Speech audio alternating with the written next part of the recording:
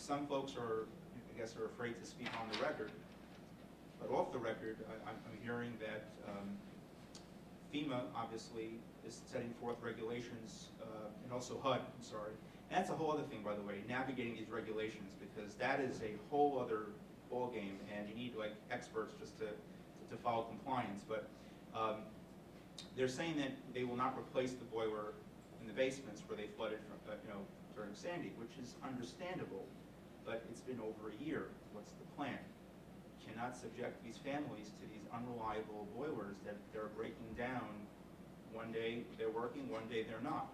So the purpose of this hearing really is to get NYCHA on the record and to try to forge some sort of an immediate action plan.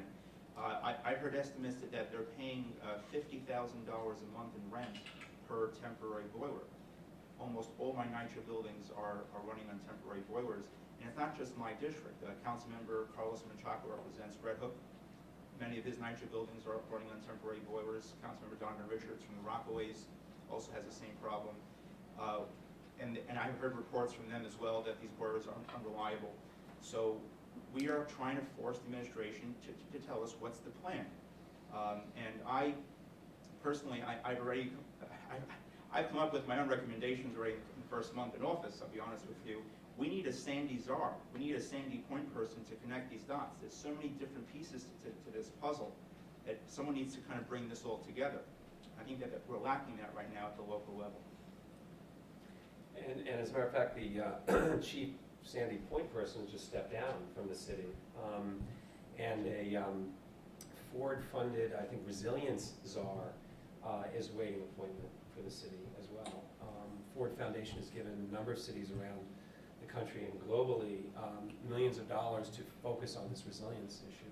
Let's broaden it a little bit, although I think we will want to come back to some of the concerns you raised. Did you have a question specifically? Just real quick, where Sure. is this meeting on February 27th and what? So where is the meeting? Yes, is the question. yes, it's at Cary Gardens Community Center. It's at 2315 Surf Avenue. It's at 10 a.m. 2315 Surf Avenue, 10 a.m. on the 27th. Cary Gardens Community Center. So for all the reporters in the room, you hear that? You should be there. Let's broaden this out though with Bill and Laura and Kat. But as I was saying, there's really no regional governance, and yet there are regional issues around this. The problem of the risk of climate and the resilience response. What are some of the things that we see in terms of regional risk that are particular? And then I can see, good, you guys are coordinated. That's good, because I didn't do that for you. But we have two regional experts here. Let's take advantage of that. So what are some of the risks? And then what are some of the things that might happen on a regional adaptation level that might help, and including for communities like in Southwest Brooklyn? Laura? Sure. Actually, I'd like to start a little bit, take a step back and tell you a little bit about RPA and about what we're doing on this topic for some context.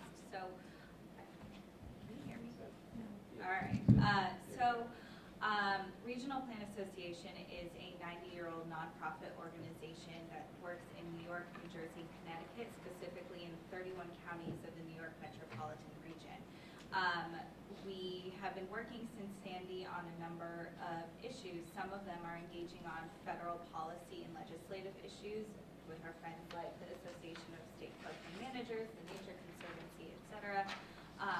So we're working on things related to flood insurance, to Army Corps policy, and benefit cost analyses, to helping cities sort of mix and match funds across different agencies, working with FEMA, et cetera. So I won't get too into the weeds on that. We're also working to implement Rebuild by Design, which hopefully you've heard of, which is a competition that came out of the President's Hurricane Sandy Rebuilding Task Force. We're one of 4 organizations in the region tasked with sort of shepherding that process. And the purpose of Rebuild by Design is to bring innovation in design and planning into the Sandy-affected region. So in early April, we should expect to have sort of winning designs and winning teams selected to move forward for implementation in specific communities around the region, including some of the places they're working working now include Red Hook, Asbury Park, New Jersey, Bridgeport, Connecticut, South Shore, Nassau County, etc. We also, actually immediately after Sandy, utilized some of our existing sort of networks and infrastructure around the region, supported by the HUD DOT EPA Sustainable Communities Initiative, to really try and pivot from immediate disaster recovery concerns like, what contractor do I use, things like that, to thinking about building back better, so building resilience. So I don't know if we actually ever defined resilience today, but I work with the understanding that it's not just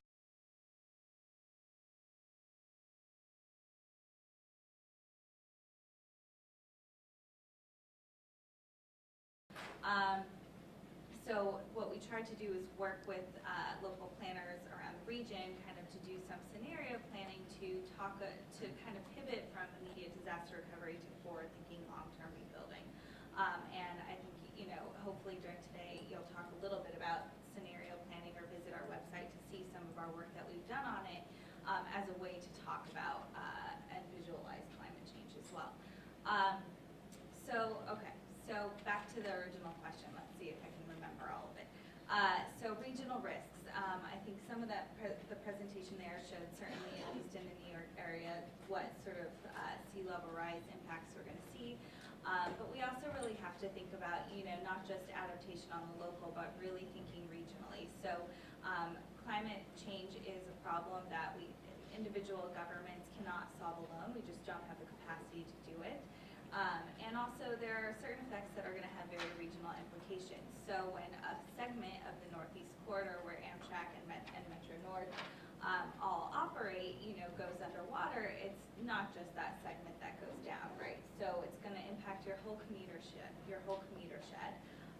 for the New York metro region. It's going to impact things like food security. So for instance, if Hunts Point Food Market goes down, it's a real problem for the whole metro.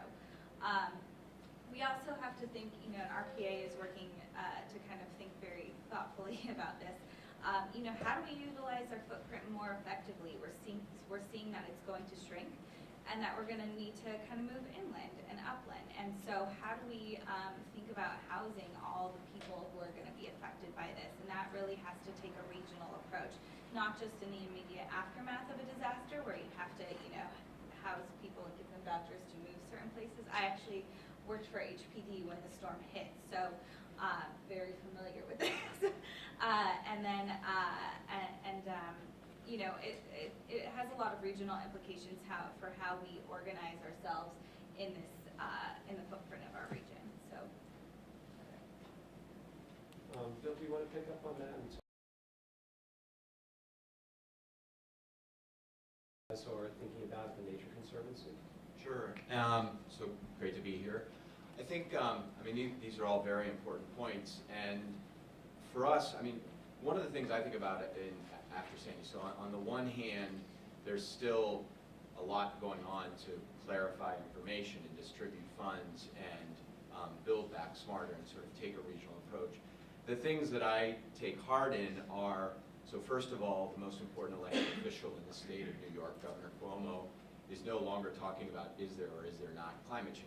This is real, we have to address it. And that is a huge change, and that's very important.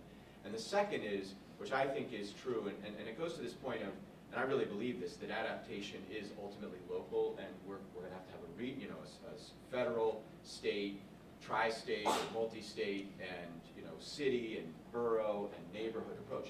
It will play out on all of those. What we're focused on at the Nature Conservancy, and one of the key things I'd like to leave with you all today is, as you go through this, is nature has a role in making us more resilient and safer. So, what we often hear about are engineered solutions, and this was the other big change from my perspective was, immediately in the wake and the aftermath of Hurricane Sandy, everybody was talking about the Seagate, this thing that was supposedly going to protect the entire city from the next big storm. And that conversation went away in a matter of weeks. And because, through the Governor's 2100 Commission, there was this analysis of how do we look at New York State as a whole and make it more resilient. And there was an appreciation that there's no silver bullet. There's not a simple, singular solution to this. This is going to take a lot of different solutions in different places under different circumstances. And it's going to be a mix of engineered solutions, some things like perhaps modest sea gates at places and walls. But also, there is a lot of natural infrastructure in the city. New York is one of the greenest cities in the United States, actually. And so if you think about dunes, wetlands, restoring oyster reefs, mussel beds, parks, those are all things that help make New York more resilient. And that has to be part of the mix. So it's not an either or. It's how do we mix together these things of built infrastructure and natural areas. And we're blessed regionally in Connecticut, New Jersey, and New York with a lot of natural infrastructure or natural defenses, as we say. And so a lot of these solutions, be they regional or hyper-local, it's a great opportunity to think about these natural defenses. And they bring all these other co-benefits like clean air, clean water, places to recreate, access to waterfront. I mean, part of the reason the city was founded here was because of its proximity to the ocean, and it had the best harbor in the New World. So how do we still take advantage of that, but also make people safer and the quality of life here better? And again, you're welcome to add questions into the mix, but there's one for me. I mean, one of the things that Laura mentioned was, I don't know if you used the word retreat, I think you might have. And of course, Mayor Bloomberg was very adamant about, New York, we're not going to retreat. And however you take that, the reality is that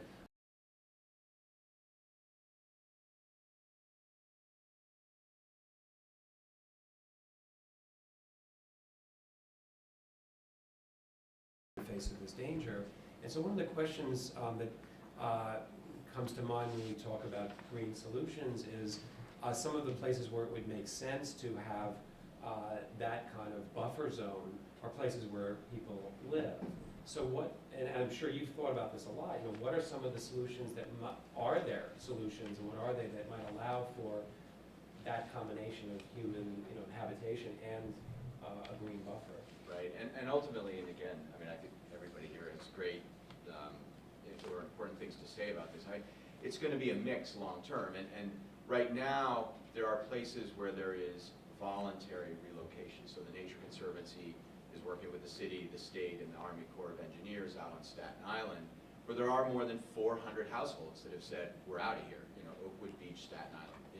And it wasn't Hurricane Sandy. I mean, even before Hurricane Sandy, at a full moon high tide, there was water in the neighborhood. It was just sort of Sandy was the last gas. And so, the governor, where Mayor Bloomberg has said no retreat, the governor said, we're going to begin a program to buy people out who are voluntarily leaving. And so you're right, Adam. I mean, the question is then, how do you take a comprehensive approach and put resiliency back into a system where these folks are leaving?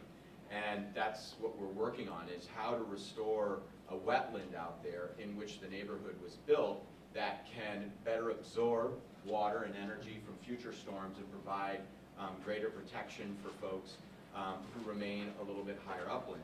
And over time, quite honestly, over time, as sea levels continues to rise, you showed the statistics and what will happen this century, there will be an increasing desire, I believe, to voluntarily relocate. I mean, the way I think about it is, you think, okay, that's just a small percentage, the 1% of the 1 in 100 year storm to a 3%, but 3% out of 100 means if you have a 30-year mortgage, you're probably going to get smacked during the lifetime of your ownership of that property. And so now imagine that.